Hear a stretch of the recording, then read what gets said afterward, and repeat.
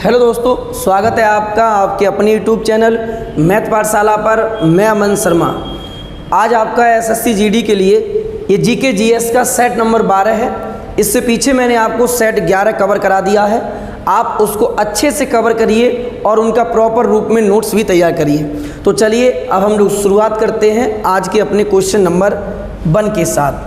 देखिए, पहला क्वेश्चन कहता है, इनमें से कौन काकोरी डकैती का एक संचालन करता था।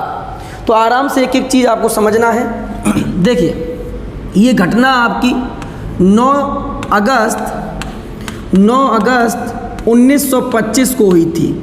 ठीक है, कब हुई है? 9 अगस्त 1925 को। और इस ट्रेन का जो नाम था, ट्रेन का नाम था 8 डाउन पैसेंजर ट्रेन। क्या नाम था? 8 डाउन पैसेंजर ट्रेन इसका आपका नाम था। और याद क्या रखना है, ये सहारनपुर से लखनऊ के लिए रवाना हो रही थी। और लखनऊ ज़िले में ही, उत्तर प्रदेश के लखनऊ ज़िले में ही पड़ता है कौन? काकोरी। ये भी याद रखना है। आगे क्या और याद रखना है, इसको अंजाम किसने दिया है? तो इसको अंजाम दिया Hindustan association Hindustan Republican association party के 10 सदस्यों के द्वारा इसको अंजाम दिया गया था। ठीक है, याद रखोगे। और इसी से संबंध रखते थे अशफाक उल्ला खां। तो इसका मुख्य संचालन करता हो गया अशफाक उल्ला खां। लेकिन ये योजना किसकी थी? तो ये योजना राम प्रसाद बिस्मिल की थी। राम प्रसाद बिस्मिल की ये योजना थी, आपको याद रखना है। इसमें ट्रेन में ब्रिटेन में बनाए गए अत्याधुनिक हथियारों को ले जाया जा रहा था, जिसमें हिंदुस्तान रिपब्लिकन एसोसिएशन पार्टी के 10 सदस्यों ने मिलकर इस ट्रेन को लूटा था। और जिसमें चलते हुए बाद में इन सभी को फांसी की सज़ा भी मुकर्रर की गई थी। तो याद रखना है, काकोरी ट्रेन डकैती जो हुआ है वो कब हुआ है? 9 अगस्त 1925 को। अब इसका नाम परिवर्तित करके काकोरी ट्रेन एक्शन कर दिया गया है, ये आपको याद रखना है। ठीक है, तो पहला क्वेश्चन क्लियर हो गया। चलिए क्वेश्चन नंबर 2 की तरफ हम लोग आगे बढ़ते हैं। अब देखिए, ये वही दिया हुआ काकोरी ट्रेन की वो रात जिसमें 8000 लूटे गए ट्रेन से किसने दिया अंजाम? राम प्रसाद बिस्मिल, अशफाक उल्ला खां, राजेंद्र लाहिड़ी, इस प्रकार 10 सदस्य थे।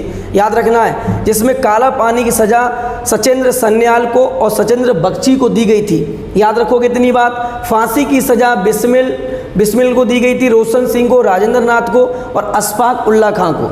ठीक है, अशफाक उल्ला खां और राम प्रसाद बिस्मिल के नेतृत्व में ये आगे बढ़ा था। मुख्य तो यही थे और इसीलिए इनको फांसी की सज़ा भी मुकर्रर की गई थी। ठीक है, चलिए आगे आइए। क्वेश्चन नंबर 2 कहता है, वेरी इंपॉर्टेंट, भारत के खिलाफत आंदोलन के बारे में क्या सही है? तो पहला, यह भारत में मुगल शाही परिवार को पुनः बहाल करने के लिए एक आंदोलन था, ये गलत है। सबसे पहले हम लोग बात कर लेते हैं खिलाफत आंदोलन की। तो देखिए, जब प्रथम विश्व युद्ध हुआ था 1914 से लेकर 18 तक, ध्यान सुनना है, प्रथम विश्व युद्ध हुआ 1914 से 18 तक, जिसमें तुर्की एक देश हुआ करता था जिसने जर्मनी और ऑस्ट्रिया का सहयोग किया। ब्रिटेन के कहने पर तुर्की ने ब्रिटेन का सहयोग नहीं दिया था। इसीलिए जब प्रथम विश्व युद्ध समाप्त हो गया तो ब्रिटेन ने घोषणा की कि तुर्की का विभाजन होगा और तुर्की में खलीफा के पद को समाप्त कर दिया जाएगा। और उस समय जो खलीफा का पद था वो सभी मुस्लिम कंट्रियों में सर्वोच्च पद माना जाता था, खलीफा का पद। इसी के चलते, इसी के विरोध में याद रखना है, भारत में 1919 में मोहम्मद अली प्लस शौकत अली ने आंदोलन शुरू कर दिया, जिसे नाम दिया गया खिलाफत आंदोलन। याद रखोगे, क्या नाम दिया गया? खिलाफत आंदोलन, जो 1919 से लेकर 1924 तक चला था। तो मोहम्मद अली, शौकत अली। अब इस आंदोलन का प्रमुख कारण क्या था? तो ये तुर्की सुल्तान के समर्थन में एक आंदोलन था, जो भारत में मोहम्मद अली और शौकत अली के नेतृत्व में हुआ था। बाद में गांधी जी भी इसके सहयोग में आ गए थे, ये भी आपको याद रखना है। ठीक है, याद रखोगे ना? क्यों हुआ था? क्योंकि ब्रिटेन का सहयोग करने से तुर्की ने मना कर दिया था, जिसके चलते ब्रिटेन ने घोषणा कर दी कि तुर्की में खलीफा के पद को समाप्त करना होगा। ठीक है, बात क्लियर हो गई। अगला आइए, इसी में यहाँ पर देखिए, खिलाफत आंदोलन का नेतृत्व अली बंधु, मोहम्मद अली और शौकत अली ने किया है। इन दोनों को मिला कहते हैं अली बंधु। इसमें महात्मा गांधी, अब्दुल कलाम आज़ाद का भी सहयोग रहा है, याद रखना है, क्योंकि बाद में असहयोग आंदोलन में ही इसको मिला लिया गया था। अगला देखिए, किसके विरुद्ध था? तो ब्रिटेन के तुर्की विरोधी नीतियों के था। ठीक है, विद्रोह के कारण क्या थे? तो ब्रिटेन के द्वारा तुर्की के खलीफा के पद को समाप्त कर देना था। अभी मैंने आपको बताया 1924 में कमाल पाशा की सरकार बनी थी और उसने खलीफा के पद को पूरी तरह समाप्त कर दिया। और इसका परिणाम क्या हुआ? हिंदू मुस्लिम एकता को इस विद्रोह से बल मिला था। ये क्वेश्चन पेपर में आता है कि किस आंदोलन के जरिए हिंदू मुस्लिम एकता को प्रमुख बल मिला है? याद रखना, खिलाफत आंदोलन अली बंधुओं के द्वारा भारत में 1919 से लेकर 1924 तक चलाया गया था। ठीक है, अगला क्वेश्चन आइए। जिन्होंने 1848 में गवर्नर जनरल के रूप में पदभार संभाला और हड़प नीति इन्होंने तैयार की थी, आप उसका नाम बताइए क्या था? तो ये वेरी वेरी इंपॉर्टेंट क्वेश्चन हो जाएगा आपकी जीडी के हिसाब से, याद रखना है। तो ये थे आपके लॉर्ड डलहौजी। कौन थे? लॉर्ड डलहौजी। और इनका जो कार्यकाल था, इनका कार्यकाल था 1848 से लेकर 1856 तक था। ये एक विस्तारवादी शासक था, आपको याद रखना है। ये एक विस्तारवादी शासक था और इसी के समय में ही 1853 में भारत में पहली रेल चलाई गई थी मुंबई से ठाणे के बीच, ये भी आप याद रखोगे। दूसरा पॉइंट याद रखना है, 1856 में हिंदू विधवा पुनर्विवाह अधिनियम, हिंदू विधवा पुनर्विवाह अधिनियम को पेश किया गया ईश्वर चंद विद्यासागर के प्रयासों से। कब प्रस्तुत किया गया? 1856 में। ठीक है, लॉर्ड डलहौजी ने कुशासन का आरोप लगाकर 1856 में अवध को हड़प लिया था। याद रखना इतनी बात, अवध को कब हड़पा था? 1856 में। आगे आइए, लॉर्ड विलियम बेंटिंक के बारे में हम लोग बात कर ले। भारत का पहला गवर्नर जनरल, भारत का पहला गवर्नर जनरल कौन था? तो लॉर्ड विलियम बेंटिंक था। और इसी के समय में ही 1829 में क्या हुआ था? तो 1829 में ही सती प्रथा का अंत कर दिया गया था। लॉर्ड कॉर्नवालिस को भारत में स्थायी बंदोबस्त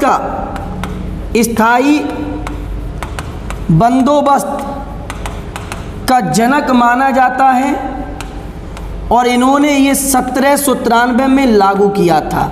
याद रखोगे, लॉर्ड बेलेजली को बंगाल का टाइगर कहते हैं। बंगाल का टाइगर कौन था? लॉर्ड बेलेजली। और बंगाल के टाइगर को ही इन्हीं के द्वारा, किन के द्वारा? लॉर्ड बेलेजली के द्वारा ही एक सहायक संधि भी की गई थी, सहायक संधि। याद रखना, वेरी वेरी इंपॉर्टेंट पॉइंट है सभी। भारत का पहला governor general Lord William Bentinck, Bengal का टाइगर लॉर्ड बेलेजली, स्थायी बंदोबस्त लॉर्ड कॉर्नवालिस के द्वारा हुआ था। ठीक है, भारत में पहली बार सिविल परीक्षा लॉर्ड डलहौजी के द्वारा ही कराई गई थी 1856 में। 1856 में प्रथम सिविल परीक्षा किसके द्वारा कराई गई थी? लॉर्ड डलहौजी के द्वारा कराई गई थी। ठीक है, इतना पॉइंट याद रखोगे, काम चल जाएगा जीडी में 101%। ये मेरा आपसे वादा है। चलिए अगला क्वेश्चन देखिए, नेक्स्ट देखिए, भारत के राज्य एवं संघ शासित प्रदेशों के किस अनुसूची में उल्लेख किया गया है? अब देखिए, मैं पहले करा चुका हूँ, फिर भी समझिए। भारतीय संविधान में अनुसूचियों की संख्या वर्तमान समय में 12 है, लेकिन मूल संविधान में अनुसूचियों की संख्या 8 थी। याद रखोगे कितनी थी? 8 थी। ठीक है, आप लोग कमेंट करके बताओगे अनुसूचियों की जो संख्या थी वो 8 से बढ़कर 12 किस किस सन में हुई है? नवीं कब जोड़ी गई, 10वीं कब जोड़ी गई, आपको बताना है कमेंट करके। ठीक, पहली अनुसूची में संघ व राज्य की चर्चा है, तो इसका तो आंसर हो जाएगा पहला।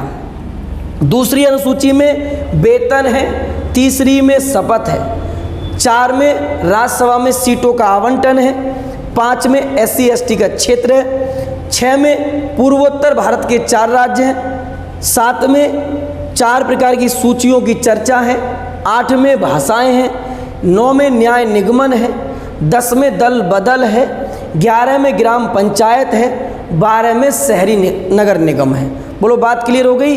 तो वर्तमान समय में 12 अनुसूचियां हैं और 12 से बढ़कर 8 से बढ़कर ये अनुसूचियां 12 कब कब हुई हैं, ये आप हमें कमेंट करके बताओगे। और देखिए दोस्त, सभी स्टूडेंट कमेंट नहीं करता है, जितना भी बच्चा इस वीडियो को देखता है वो कमेंट जरूर करे, ये आप याद रखना है ना। कमेंट प्रॉपर रूप से करते रहिए, उससे क्या होगा, आपको पीछे का याद भी आते रहेगा साथ के साथ, ठीक है ना। और रिवीजन भी आप करते रहोगे। मान लीजिए मैंने आपसे ये क्वेश्चन पूछा है तो आपको नहीं याद आया तो कॉपी में जाकर देखिए, उनको एक बार सबसे रिवाइज कर लीजिए। आ रही है ना बात समझ में आपको? चलिए अगला क्वेश्चन देखिए। नेक्स्ट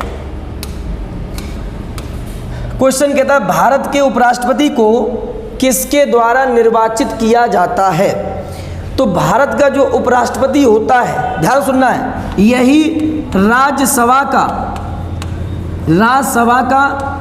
पदेन सभापति होता है। पदेन सभापति होता है। भारत का उपराष्ट्रपति ही राज्यसभा का पदेन सभापति होता है और ये अनुच्छेद 63 में इसका पद की चर्चा की गई है, भारत के उपराष्ट्रपति की। ठीक है, अब ध्यान से सुनो। राष्ट्रपति के महाभियोग में, महाभियोग क्या होता है? राष्ट्रपति को हटाने से संबंधित एक प्रक्रिया होती है। तो जो व्यक्ति राष्ट्रपति के महाभियोग में हिस्सा लेगा वही उपराष्ट्रपति के चुनाव में हिस्सा लेगा, ऐसे याद रखना है। तो राष्ट्रपति के महाभियोग में हिस्सा संसद के सभी सदस्य हिस्सा लेते हैं, याद रखना है। तो वही सभी सदस्य उपराष्ट्रपति के चुनाव में भी हिस्सा लेंगे, यानी संसद के दोनों सदन उपराष्ट्रपति के चुनाव में हिस्सा लेते हैं, लोकसभा और राज्यसभा। बोलो बात क्लियर हो गई? और राष्ट्रपति के चुनाव में लोकसभा, राज्यसभा, सभी राज्यों की विधानसभाएं, दिल्ली और पांडिचेरी, ठीक है, के सभी निर्वाचित सदस्य हिस्सा लेते हैं राष्ट्रपति के चुनाव में। बोलो बात यहां तक क्लियर हो गई? चलिए अब देखिए कुछ पॉइंट यहां समझिए। संसद से संबंधित कुछ पॉइंट को समझो। संसद की चर्चा भारतीय संविधान में 79 में की गई है, याद रखोगे। संसद की चर्चा 79 में की गई है, याद रखना है। अनुच्छेद 108 में संयुक्त अधिवेशन की चर्चा है, संयुक्त अधिवेशन, और इसकी जो अध्यक्षता करता है वो करता है लोकसभा का अध्यक्ष, लोकसभा अध्यक्ष, ठीक है। और याद रखोगे अनुच्छेद 112 में वार्षिक वित्तीय विवरण की चर्चा है, वार्षिक वित्तीय विवरण की चर्चा है अनुच्छेद 112 में। 117 में वित्त विधेयक की चर्चा है, वित्त विधेयक, ठीक है। 109 में धन विधेयक के बारे में चर्चा है, धन विधेयक 109 में है, इतना याद रखना। पहला संसद 79, 108 में संयुक्त अधिवेशन, 112 में वार्षिक वित्तीय विवरण, 117 में वित्त विधेयक और 109 में क्या है? धन विधेयक की चर्चा है और 10 में विशेष प्रावधान की चर्चा की गई है। बोलो बात क्लियर हो गई यहाँ तक? आगे बढ़ा जाए। चलिए नेक्स्ट क्वेश्चन देखिए अगला। रात में आकाश में सबसे चमकीला तारा कौन सा होता है? जब हम रात में छत पर सोते हैं तो कभी आप देखना आसमान में एक चमकीला तारा तुम्हें नजर आएगा और इसका ही नाम होगा सीरियस। क्या नाम होगा? सीरियस होगा। अब देखिए यहाँ से जितना भी क्वेश्चन आपका बन सकता है वन लाइनर, वो मैंने आपको आगे लिया है। देखो यहाँ पर आ जाओ। बिरला क्या है? तो बिरला एशिया का सबसे बड़ा एक तारामंडल है। ध्यान रखना है, बिरला एशिया का सबसे बड़ा तारामंडल है। वहीं पर साइरस रात में दिखने वाला सर्वाधिक चमकीला तारा है। प्रोक्सिमा सेंचुरी मंदाकिनी के सर्वाधिक नज़दीक तारा है। इज वेरी वेरी इंपॉर्टेंट कि प्रोक्सिमा सेंचुरी क्या है? तो मंदाकिनी के सबसे नज़दीक तारा प्रोक्सिमा सेंचुरी है। आगे, तारों की अंतिम अवस्था क्या कहलाती है? सुपरनोवा तारा। ये पिछली बार जीडी में आ चुका है क्वेश्चन कि तारों की अंतिम अवस्था क्या होती है। तो तारों की अंतिम अवस्था होती है सुपरनोवा तारा। जब एक बड़ा तारा हाइड्रोजन का उत्पन्न करके फट जाता है तो उसी को कहते हैं सुपरनोवा तारा, यानी अब ये अंतिम अवस्था है, इससे आगे अब कुछ नहीं है। ठीक है, चलिए अगला क्वेश्चन। उत्तर पूर्वी प्रशांत और उत्तरी अटलांटिक में उत्पन्न होने वाले उष्णकटिबंधीय चक्रवात को क्या नाम दिया गया है? टॉर्नेडो, हरिकेन, टाइफून, इस प्रकार से आपके पास नाम है। तो ध्यान रखना है, उत्तरी पूर्वी प्रशांत महासागर और उत्तरी अटलांटिक महासागर में जो उत्पन्न होता है चक्रवात उसे कहते हैं हरिकेन। सबसे पहली बात आइए, चक्रवात है क्या? चक्रवात दो प्रकार के होते हैं, एक चक्रवात होता है और एक प्रति चक्रवात होता है।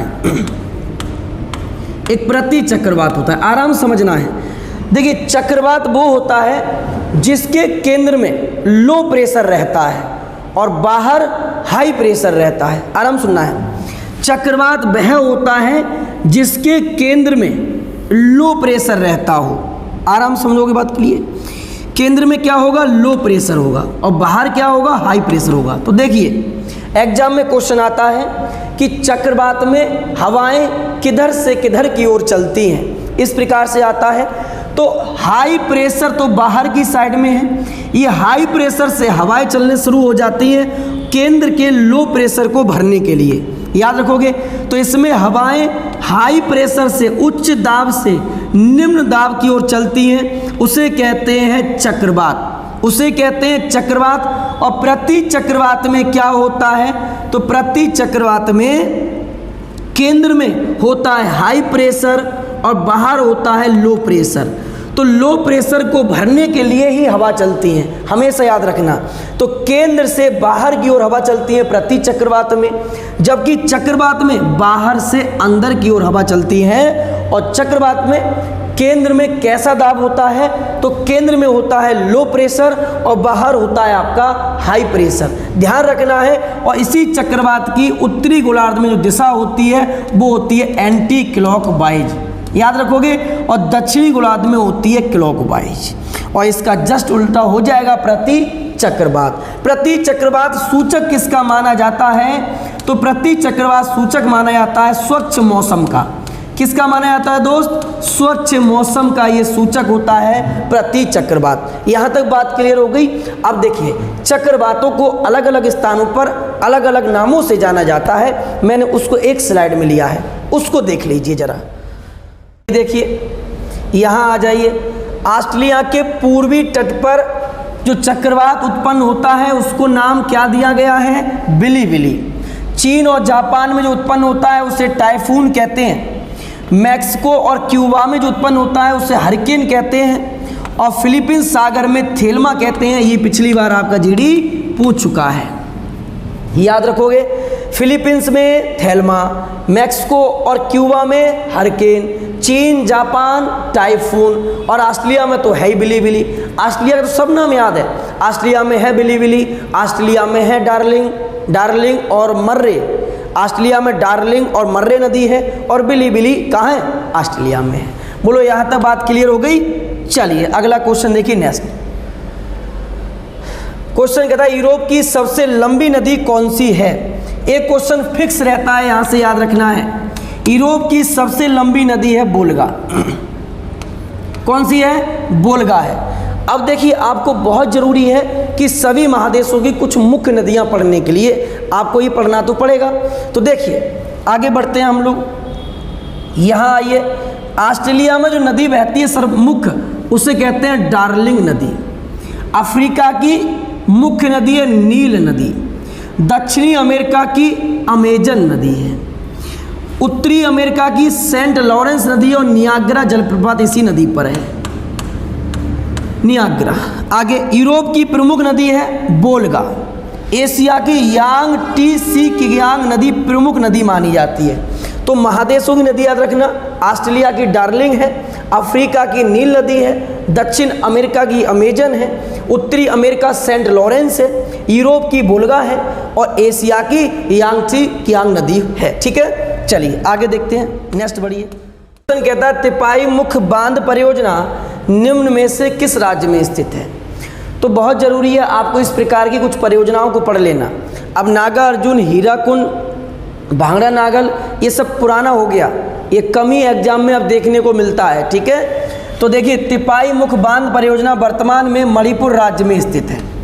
अब मैंने उन सभी परियोजनाओं को एक जगह ले लिया है जो आपके जीडी के हिसाब से इम्पोर्टेंट हो सकता है। जैसे मयूराक्षी पश्चिम बंगाल, फरक्का गंगा नदी पर है, काकरपारा ताप्ती नदी पर है, उकाई ताप्ती नदी पर, पोचमपाद गोदावरी नदी पर, रिहिंद नदी पर है। आगे देखिए नेक्स्ट, माटाटीला बेतवा नदी पर, जायकवाड़ी गोदावरी नदी पर, नापता झांकरी सतलज नदी पर, मचकुंड नदी पर उड़ीसा में है, तुलबुल झेलम नदी पर, दुलस्ती चिनाब कोयना नदी पर है, सलाल परियोजना चिनाब नदी पर जम्मू कश्मीर में है। गारंटी है दोस्त, यदि आप इतनी परियोजनाएं कवर कर लेते हैं तो जीडी में इनसे बाहर क्वेश्चन नहीं जाएगा। ठीक है, चलिए अगला क्वेश्चन देखिए। क्वेश्चन कहता है गिफिन वस्तुओं का संबंध निम्न में से किससे है। ठीक है, तो आराम से समझो क्या होती है गिफिन वस्तुएं। देखिए सुनिए, गिफिन वस्तुएं उन वस्तुओं को कहते हैं यदि इनके दाम कम जाते हैं तो मांग भी कम जाती है, यदि इनके दाम बढ़ जाते हैं तो मांग भी बढ़ जाती है। ऐसी वस्तुओं को कहते हैं गिफिन वस्तु। याद रखोगे तो देखिए, आय प्रभाव प्रतिस्थापन प्रभाव के क्या होता है, बराबर होता है, उन्हें कहते हैं हम लोग गिफिन वस्तुएं। बात क्लियर हो गई। ध्यान रखियो, गिफिन वस्तुओं पर मांग का नियम काम नहीं करता है। मांग का नियम लागू नहीं होता है। ठीक है, एग्जाम में क्वेश्चन आता है कि किन वस्तुओं पर मांग का नियम लागू नहीं होता है, तो मांग का नियम गिफिन वस्तुओं पर लागू नहीं होता है। अगला क्वेश्चन आगे, न्यूनतम समर्थन मूल्य एमएसपी जिस शब्द के बारे में अक्सर समाचार सुना जाता है निम्नलिखित में से किससे संबंधित है। तो एमएसपी की फुल फॉर्म पहले याद रखना, मिनिमम सपोर्ट प्राइस होता है। Minimum support price, minimum support price MSP की फुल फॉर्म होती है। और वर्तमान समय में केंद्र सरकार 23 वस्तुओं के लिए एमएसपी जारी करती है। क्यों जारी करती है, तो किसान के लिए इससे फ़ायदा होता है, उसे एक न्यूनतम मंडी का मूल्य मिल जाता है कि मेरी वस्तु का इतना मूल्य है। ठीक है, ये ध्यान रखना है। और ये किसान एवं कल्याण के लिए जारी की जाती है एमएसपी। और एमएसपी को लेकर दिल्ली के शाहीन बाग में भी हल्ला हुआ था और हरियाणा के पंजाब बॉर्डर और दिल्ली बॉर्डर पे भी बहुत ज़्यादा हंगामा हुआ था। तो याद रखना है, एमएसपी मिनिमम सपोर्ट प्राइस 23 वस्तुओं के लिए जारी की जाती है। अगला क्वेश्चन, इनमें से किस संगीत में कीबोर्ड होता है। कीबोर्ड का मतलब इस प्रकार से रहता है, जिसमें हम जैसे कंप्यूटर का कीबोर्ड रहता है सेम उसी प्रकार से, तो वो होता है आपका हारमोनियम। कीबोर्ड किस में रहता है, रट लो इसको, हारमोनियम। बाकी अपने एग्जाम में यहाँ से क्वेश्चन आता है, जैसे शहनाई से संबंधित कौन है, संतूर से संबंधित कौन है। इसी प्रकार से जीडी के लिए जो इम्पोर्टेंट होगा वो मैंने एक ही स्थान पर लिया है। देखो इधर आइए, समझिए बात को। जैसे हरप्रसाद चौरसिया बांसुरी से संबंधित हैं, शिव कुमार शर्मा संतूर से संबंधित हैं, ठाकुर भीकम सिंह मृदंग से संबंधित हैं, बिस्मिल्लाह खां शहनाई बजाते हैं, जाकिर हुसैन तबला बजाते हैं, अमजद अली खां सरूद बजाते हैं। ये क्वेश्चन एसएससी में बार बार रिपीट होता है, याद रखना। फिर देखो, हरप्रसाद चौरसिया बांसुरी, शिव कुमार शर्मा संतूर, ठाकुर भीकम सिंह मृदंग, बिस्मिल्लाह खां शहनाई और जाकिर हुसैन तबला, अमजद अली खां सरोद। चलिए अगला क्वेश्चन देखिए। चलिए देखिए नेक्स्ट क्वेश्चन। क्वेश्चन कहता है अर्जुन पुरस्कार पाने वाले पहले भारतीय निशानेबाज कौन थे? तो सबसे पहले आपको याद रखना है कि अर्जुन पुरस्कार की शुरुआत 1961 में हुई है और पहला पुरस्कार ये महिला को दिया गया। वो कौन थी? तो ये थी एम सिडेन थी। इनका संबंध था हॉकी से, याद रखना है। अच्छा पूछ ले, अगर पहली महिला कौन थी जिसको बैडमिंटन के क्षेत्र में दिया गया? तो इसका नाम था मीना शाह। क्या नाम था? मीना शाह। अगर पूछ ले पहले फुटबॉलर कौन थे जिनको ये पुरस्कार दिया गया? तो ये थे पी बनर्जी। कौन थे? बी बनर्जी थे जिनको ये पुरस्कार दिया गया। और क्वेश्चन में पूछा गया है निशानेबाजी के क्षेत्र में, तो महाराजा करणी सिंह को अर्जुन पुरस्कार निशानेबाजी में सर्वप्रथम दिया गया। वहीं पहली महिला एम सिडेन थी, इसको 1961 में हॉकी के क्षेत्र में दिया गया। बैडमिंटन मीना शाह थी, 1962 में दिया गया। और पहले फुटबॉलर पी बनर्जी थे जिनको ये पुरस्कार दिया गया है। कमेंट करके बताओगे कि अर्जुन अवार्ड में दी जाने वाली राशि कितनी है? ये करा चुका हूँ पीछे। अर्जुन अवार्ड में दी जाने वाली राशि कितनी होती है? अगला क्वेश्चन कहता है ऑटोमोबाइल्स एवं हाइड्रोलिक ब्रेकों में कार्यरत निम्नलिखित में से कौन सा सिद्धांत या नियम लागू होता है? हमेशा याद रखना है जितने भी बंद बर्तन होते हैं और उनमें जो नियम लगता है वो नियम होता है आपका पास्कल का नियम। बंद बर्तन में काम करता है पास्कल का नियम और इसी पे काम होता है हाइड्रोलिक ब्रेक, प्रेस, जेसीबी, इन सब में जो काम होता है वो पास्कल का नियम काम करता है। पास्कल के नियम में कहा गया है बंद बर्तन में यदि एक तरफ से दाब लगाया जाए तो प्रत्येक स्थान पर दाब समान होता है, उसे कहते हैं पास्कल का सिद्धांत। ठीक है, ये चीज़ समझ में आ गई तो इसको हटाता हूँ। अब देखिए आगे कुछ समझिए। यहाँ देखिए बर्नौली की प्रमेय चाल के यानी वेग के और दाब के व्युत्क्रमानुपाती होती है। यदि वेग बढ़ेगा हवा का तो दाब कमेगा। तो एग्जाम में क्वेश्चन आता है कि आंधी आने पर छप्परों का उड़ जाना, टीन का उड़ जाना, ठीक है, ये सब किसका कारण होता है? बर्नौली की प्रमेय के कारण होता है। तो हवा चलने पर, तेज हवा चलने पर छप्पर उड़ जाना, छप्परों का उड़ जाना क्या होता है? बर्नौली की प्रमेय होती है। आगे समझो, आर्किमिडीज ने तैरने से संबंधित 3 नियम दिए। इन्होंने तीनों नियम में कहा था, आर्किमिडीज ने कहा था यदि कोई वस्तु जल में तैरती है तो उसमें कुछ आभासी, जो जल में तैरती है तो उसके भार में कुछ कमी होती है। ये कमी उसके द्वारा हटाए गए द्रव के भार के बराबर होती है। तो इन्होंने 3 नियम दिया है, आराम से समझना है। एक तो जब m मतलब क्या है? ध्यान सुनना, m में वस्तु का भार ज़्यादा है किससे? हटाए गए द्रव के भार से। W हमने ये मान लिया। यदि वस्तु का भार हटाए गए द्रव के भार के बराबर है, यदि वस्तु का भार हटाए गए द्रव के भार से कम है, तो 3 कंडीशन बताई थी इन्होंने। पहली में क्या होगा? वस्तु डूब जाएगी, वस्तु डूब जाएगी, वस्तु बीच में तैरेगी, बीच में तैरेगी, और यहाँ पर वस्तु सतह पर तैरेगी। ध्यान रखोगे, आर्किमिडीज ने तैरने से संबंधित 3 नियम दिए हैं। वस्तु का भार हटाए गए द्रव के भार से ज़्यादा होगा डूब जाएगी, बराबर होगा तो बीचों में तैरेगी, और यदि कम होगा तो जल की सतह पर वो वस्तु तैरेगी। ये आर्किमिडीज के सिद्धांत था, 3 नियम इन्होंने दिया है। ठीक है, चलिए अगला क्वेश्चन देखिए नेक्स्ट। यहाँ पर ही दिया हुआ पास्कल का सिद्धांत, जिधर से आप दाब लगाओगे उधर भी दाब बराबर प्रेशर बन जाता है। क्वेश्चन है, भीड़ को तिर बितर करने के लिए पुलिस द्वारा इस्तेमाल की जाने वाली आंसू गैस कौन सी होती है? तो ये होती है आपकी क्लोरीन, और इसके बारे में हम ये भी बता चुके हैं, सर्वाधिक इलेक्ट्रॉन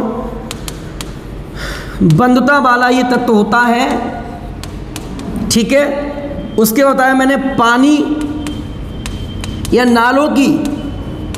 नालों की सफाई में भी इसका सर्वाधिक प्रयोग किया जाता है। ठीक है, अब देखिए पहला कार्बन डाइऑक्साइड, तो ये कोल्ड ड्रिंक की बोतल में उच्च दाब पर भरी जाती है।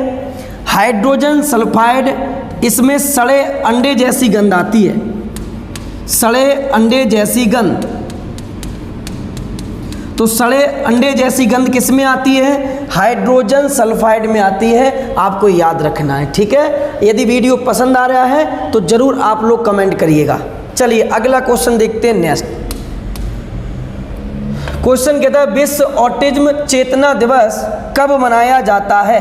तो विश्व ऑटिज्म दिवस मनाया जाता है 2 अप्रैल को। कब मनाया जाता है? 2 अप्रैल को। ठीक है, अब आगे आइए, अप्रैल के कुछ दिवस देख लीजिए यहाँ पर जो मोस्ट इम्पोर्टेंट है।